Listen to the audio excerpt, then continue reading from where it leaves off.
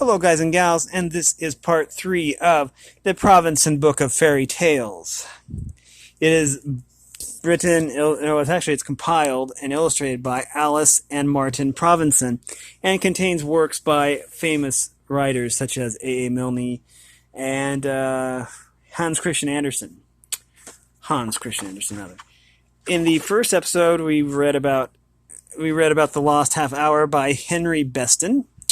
And in the last one, we read about The Nightingale, which was by Hans Christian Andersen. And we are ready to read a classic, Beauty and the Beast, by Arthur Rackham. And this is going to be pretty good. Now, I've seen the movie, and so let's read the book, There was once a very rich merchant who had 6 children, 3 boys and 3 girls, for whose education he very wisely spared no expense. The 3 daughters were all handsome, but particularly the youngest, who was so very beautiful that in her childhood everyone called her Beauty, being equally lovely when she was grown up. Nobody called her by any other name, which made her sisters very jealous of her.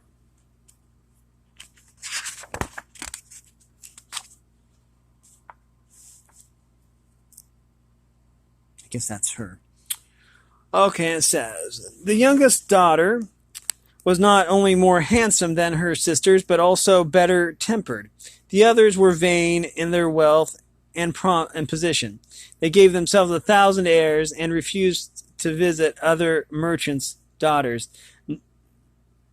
nor would they condescend to be seen except with persons of quality. They went every day to balls, plays, and public places, and always made games of their youngest sister, who often spent her leisure in reading or other useful work. As it was well known that these ladies would have large fortunes, many great merchants wished to get them for wives, but the 2 eldest always answered that, for their parts, they had no thoughts of marrying anyone below a duke, or an earl at least. Beauty had quite as many offers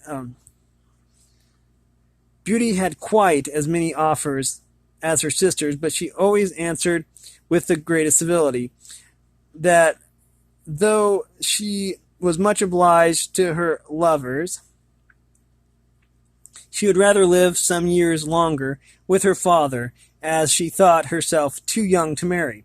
It happened that by some unlucky accident, the merchant suddenly lost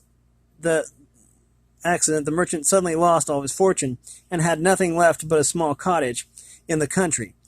Upon this, he said to his daughters, while the tears ran down his cheeks, "My children, we must go and dwell in the cottage, and try to get a living by labor, for we have no other means of support." 2 eldest replied that they did not know how to work, and would not leave town, for they had lovers enough who would be glad to marry them, though they had no longer any fortune. But in this they were mistaken, for when the lovers heard what had happened, they said that as the girls were so proud and ill-tempered,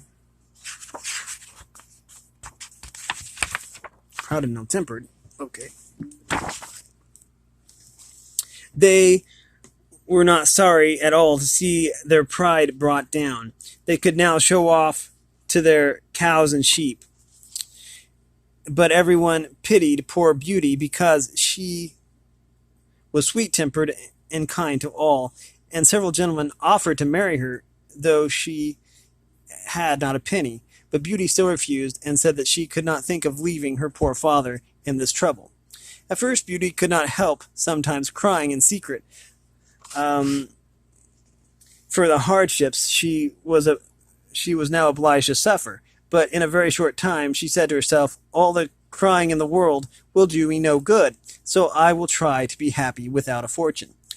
When they had removed to their cottage, the merchant and his 3 sons employed themselves in plowing and sowing the field and working in the garden. Beauty also did her part, for she rose by 4 o'clock every morning, lighted the fires, cleaned the house, and got ready the breakfast for the whole family.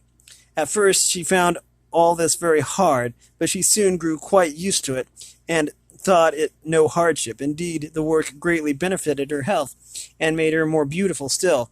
And when she had done all that was necessary, she used to amuse herself by reading, playing her music, or singing while she spun. But her two sisters were at a loss of what to do to pass the time away. They had their breakfast in bed and did not rise till 10 o'clock. Then they commonly walked out, but always found themselves very soon tired, and they would often sit down under a shady tree and grieve for the loss of their carriage and fine clothes, and said to each other, "What a mean-spirited, poor, stupid creature our young sister is, to be so content with this low way of life." But their father thought differently, and loved and admired his youngest child more than ever. After they had lived in this manner about a year, the merchant received a letter which informed him that one of his richest ships, which he thought was lost, had just come into port. The news made the two eldest sisters almost mad with joy, for they thought they would now leave the cottage and have all their finery again. When they found that their father must take a journey to the ship, the two eldest begged he would not fail to bring them back some new gowns, caps, rings, and all sorts of trinkets. But Beauty asked for nothing, for she thought in herself that all the ship was worth would hardly buy everything her sisters wished for. "Beauty," said the merchant, how comes it that you ask for nothing? What can I bring you, my child?" "Since you are so kind as you think of me, dear father," she answered, "I shall be glad if you would bring me a rose, for we have none in our garden."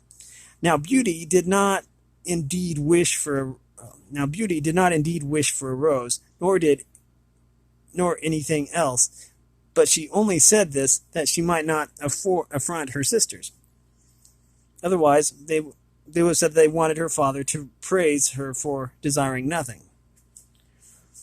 The merchant took his leave of them and set out on his journey, but when he got to the ship, some persons went to law with him about the cargo, and after a deal of trouble and several months' delay, he started back to his cottage as poor as he had left it.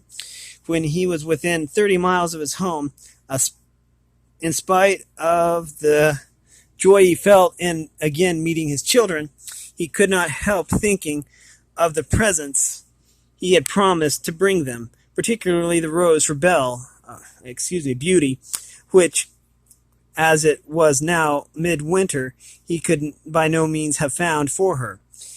It rained hard, and then it began to snow, and before long he had lost his way.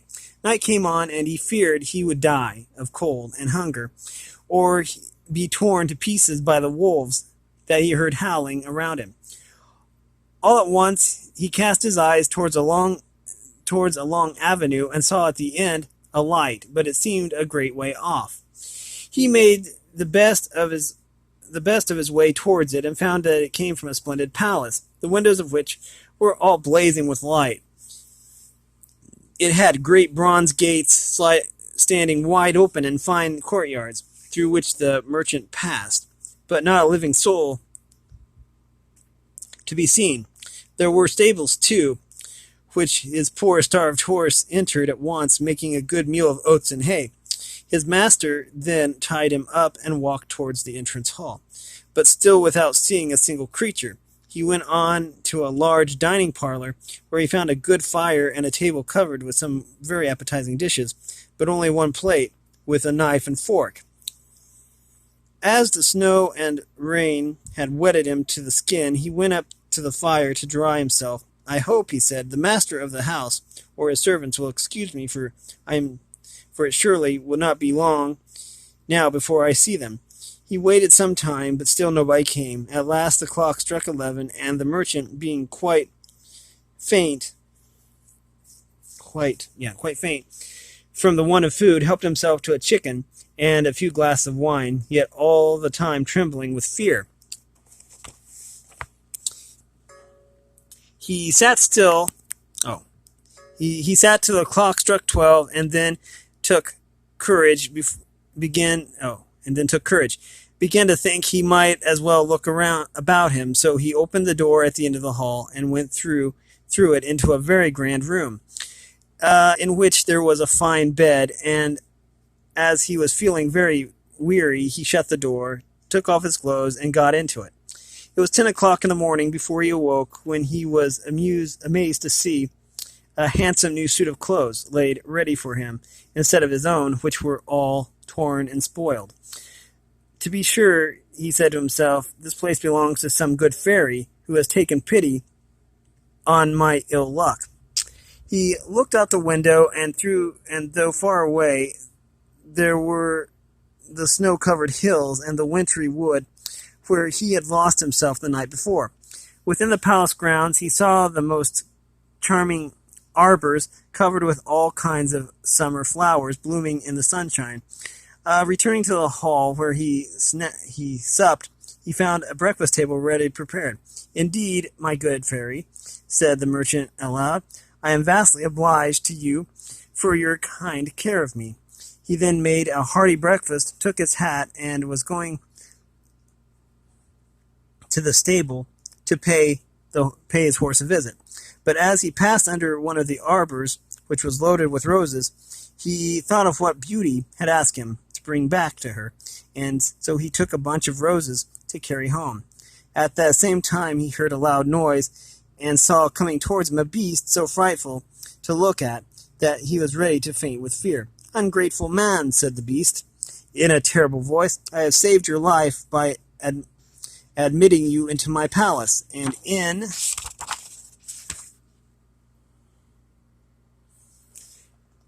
return you steal my roses, which I value more than anything I possess. But you shall atone for your fault. You shall die in a quarter of the hour.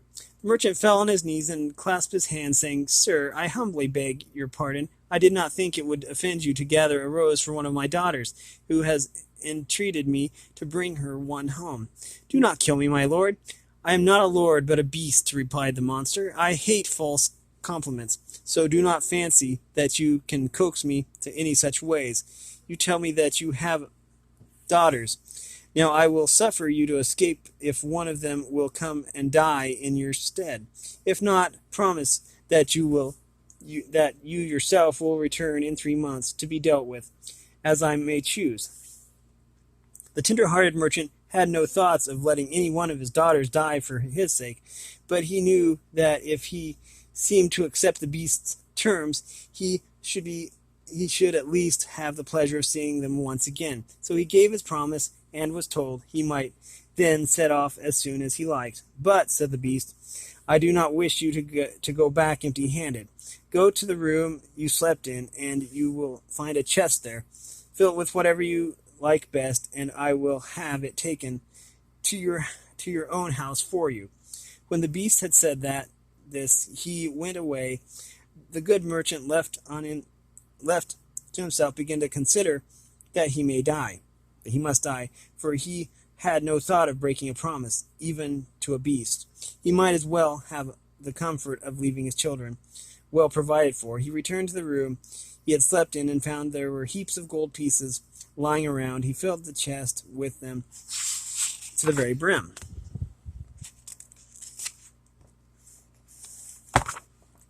Tell me how many pages this is. Oh, we still have a ways to go here, don't we? Okay, this one is extra long. This one might actually take 2 sessions. And locked it, and mounted it, and mounting his horse, left the palace and the garden full of flowers, as sorrowful as he had been glad when he first beheld it. The horse took the path across the snowy forest of its own accord, and in a few hours they reached the merchant's house. His children came running to meet him, but instead of kissing them with joy, he could not help weeping as he looked at them. He held out a hand. He held in his hand the bunch of roses, which he gave to Beauty, saying, "Take these roses, Beauty, but little do you think how dearly they have cost your poor father." Then he gave them an account of all that he had seen or heard in the palace of the Beast. The two eldest sisters now began to shed tears as they laid the blame upon Beauty, who they said would be the cause of her father's death. "See," said they, "what happens from the pride of the little wretch. Why did you not ask for such things as we did?" But of course she could not be like other people, and thought she would be the cause of her father's death.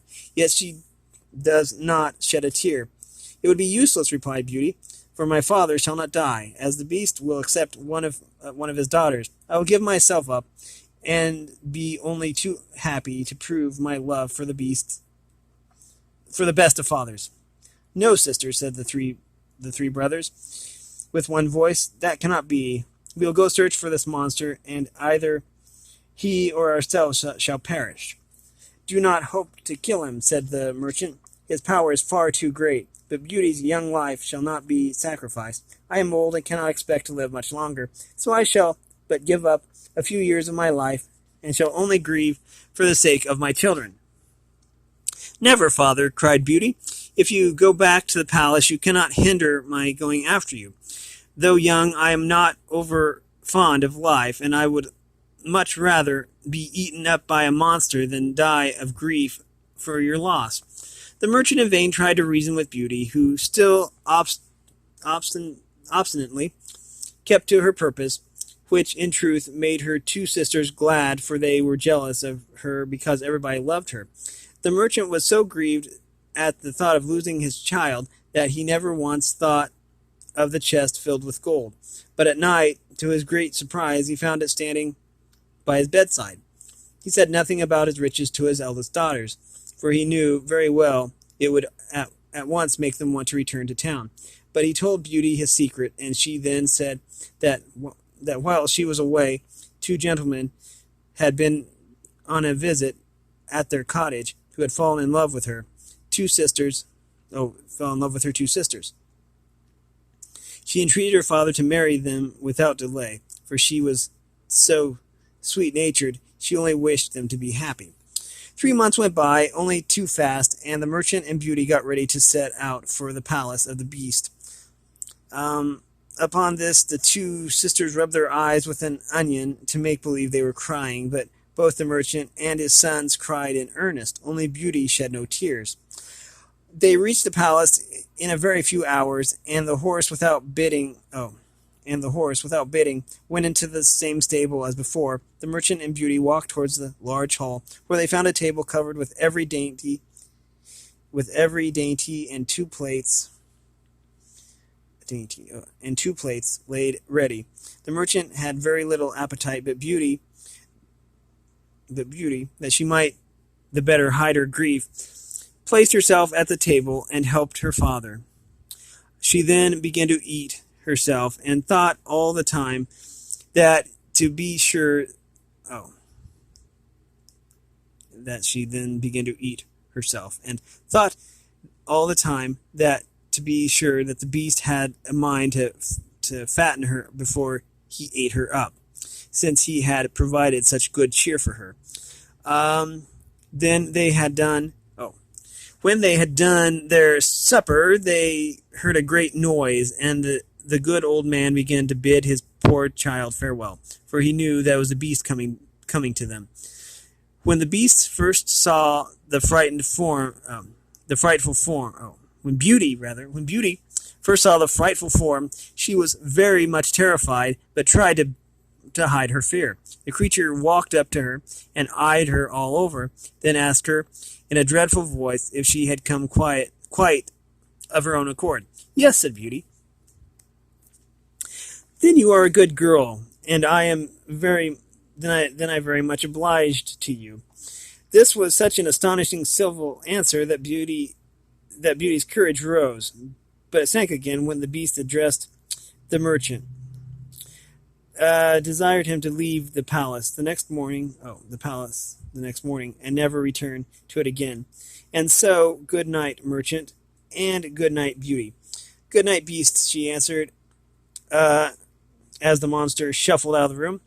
"Oh, my dear child," said the merchant, kissing his daughter, "I am half dead already at the thought of leaving you with this dreadful beast. You shall go back and let me stay in your place." "No," said Beauty boldly, "I will never agree to that. You must go home tomorrow morning." They then wished each other good night and went to bed, both of them thinking they should not be able to close their eyes, but they immediately fell into a deep sleep and did not awake till morning. Beauty dreamed that a lady came up to her who said, "I am very pleased, Beauty, that you have been willing to give your life to save that of your father. Do not be afraid. You shall not go without a reward."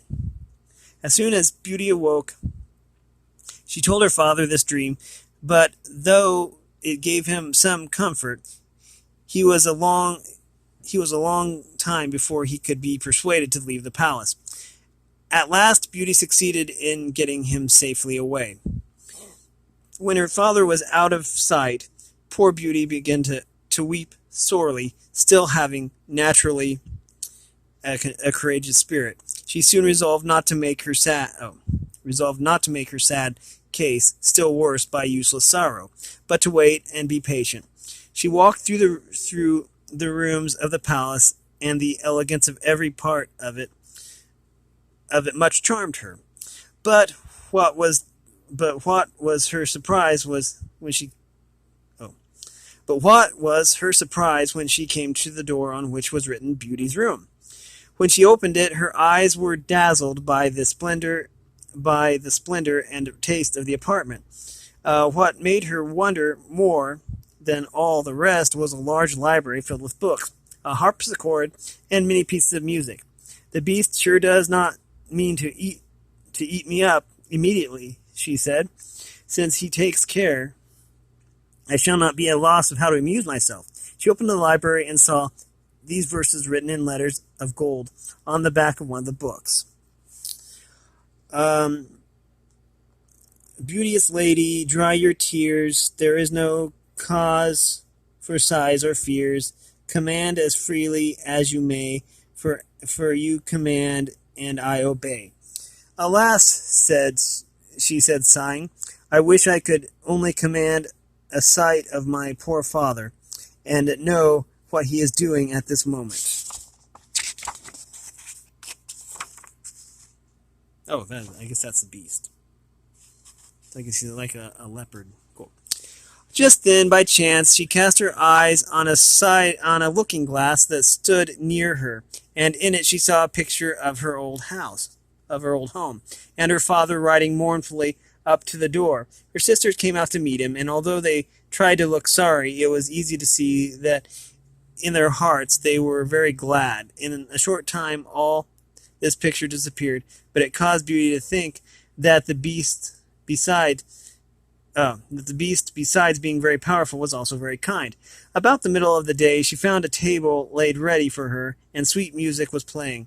All the time she was dining, although she could not see anybody, but at supper, when she was going to seat herself at the table, she heard the noise of the beast, and could not help trembling with fear. "Beauty," said he, "will you give me leave to see you sup?"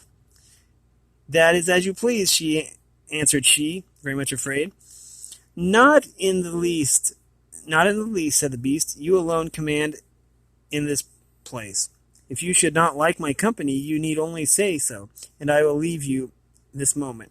But tell me, Beauty, do you not think me very ugly?"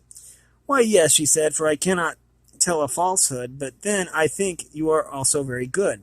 "Am I?" sadly replied the beast. "Yet besides being ugly, I am also very stupid."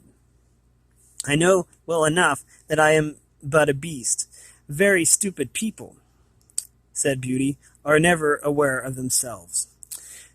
At this kindly speech the beast looked pleased, and replied, not without an awkward sort of politeness, Pray do not let me detain you from supper, and be sure that you are well served. All you see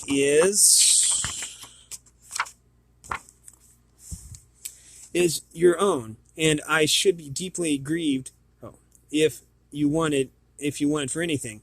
You are very kind, so kind that I almost forgot you are so ugly, said Beauty earnestly. Ah, yes, replied the Beast with a great sigh. I hope I am good-tempered, but still I am only a monster. There are many a monster who wears the form of a man. It is better of the two of them. It is better of the two to have the heart of a man and the form of a monster. I would thank you, Beauty, for this speech, but I am too stupid to say anything that would please you. Returned the Beast in a melancholy voice, and although he seemed so gentle and so unhappy that Beauty, who had the tenderest heart in the world, felt her fear of him gradually vanish. She ate her supper with a good appetite, and talked in her own sensible and charming way, till at last, when the Beast rose to depart, he terrified her more than ever by saying abruptly in a gruff voice, Beauty, will you marry me?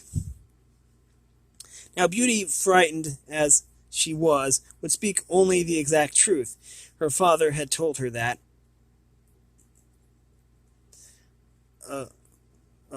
Her father had told her that the Beast liked only to have the truth spoken to him. So she answered in a very firm tone, No, Beast.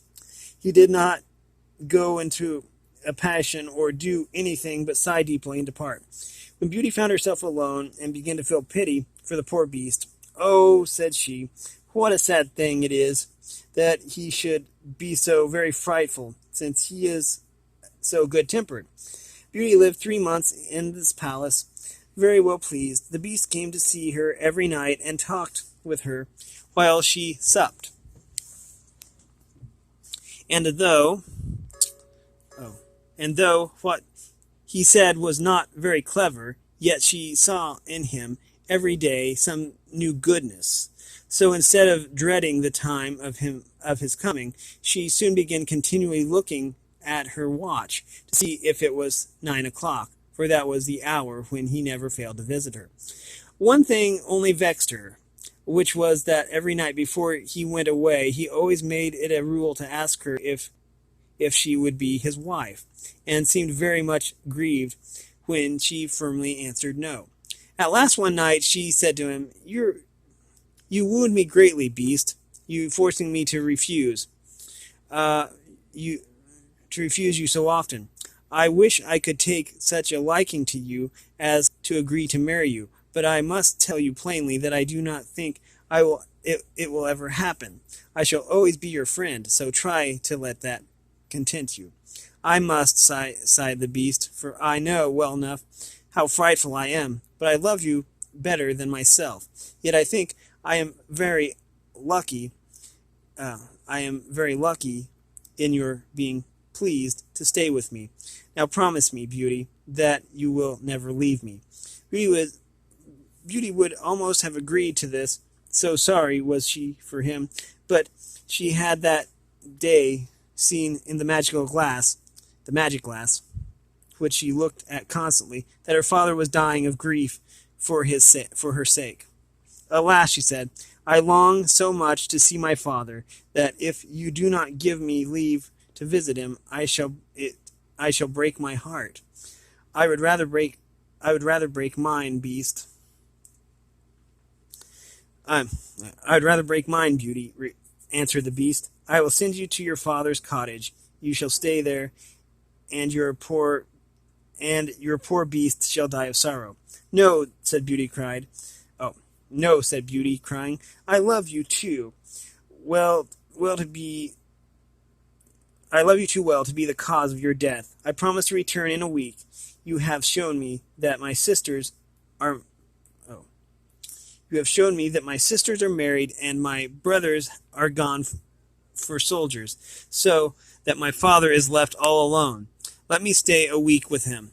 You shall find yourself with him tomorrow morning, replied the Beast, but mind, do not forget your promise.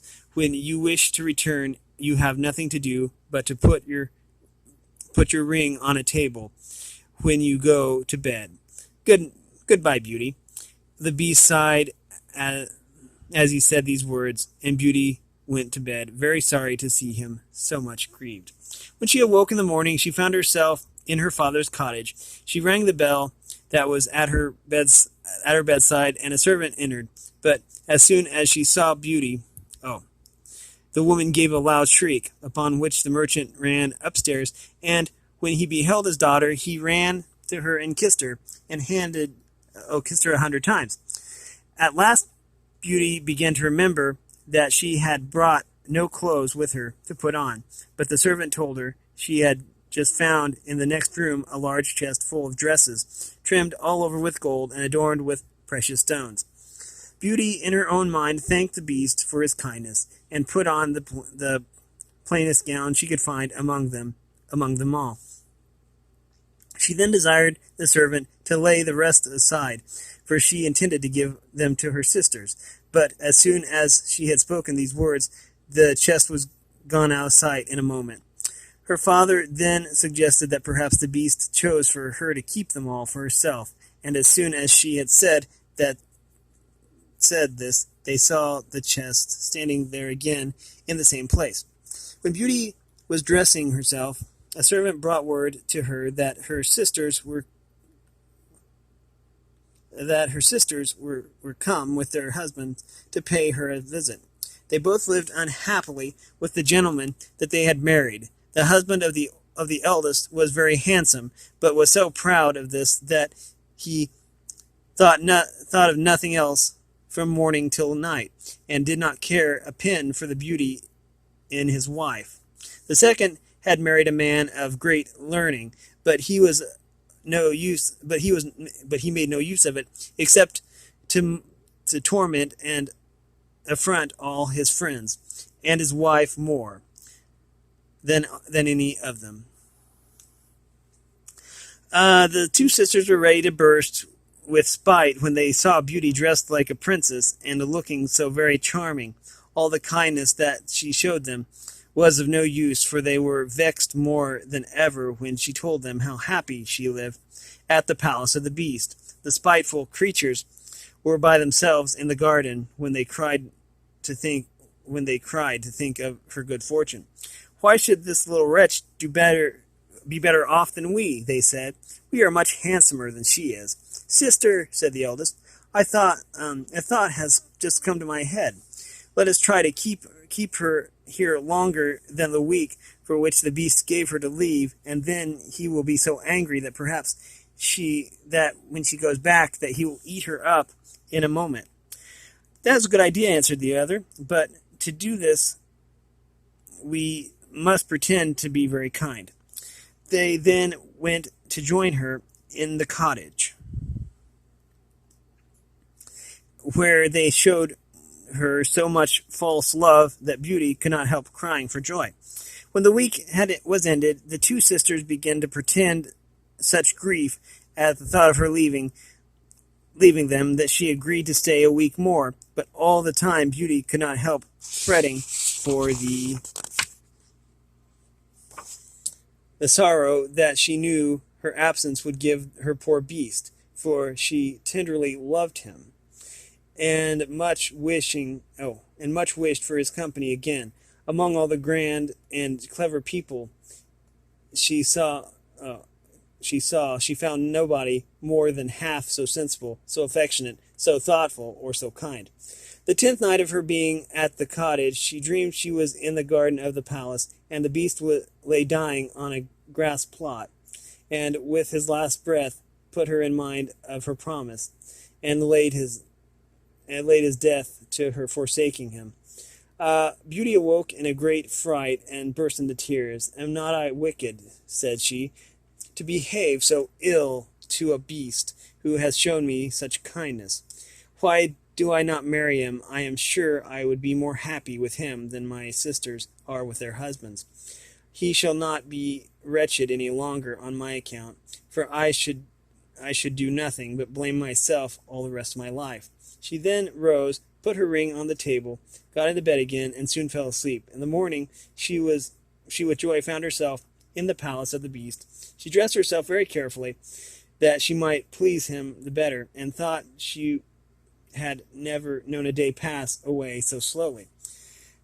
At last the clock struck 9, but the Beast did not come. Beauty dreaded lest she might truly have caused his death, ran from room to room, calling out, "Beast, dear Beast!" But there was no answer. At last she remembered her dream, rushing to the grass plot, and there saw him lying apparently dead beside the fountain. Forgetting all his ugliness, she threw herself upon him, and finding his heart still beating, she fetched some water and sprinkled it over him, weeping and sobbing all the while.